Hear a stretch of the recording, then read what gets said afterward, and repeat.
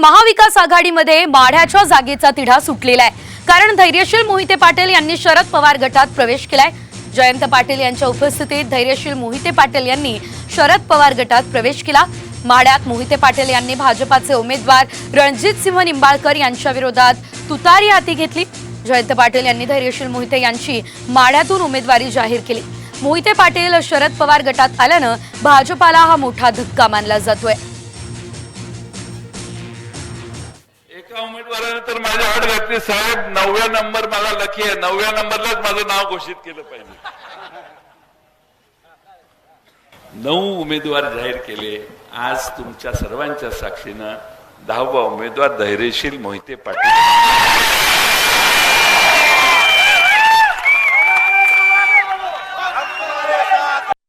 आपल्याला या माढा लोकसभा मतदारसंघात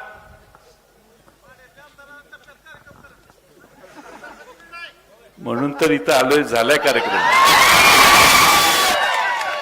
आम्ही टप्प्यात आल्याशिवाय कार्यक्रम करत नाही।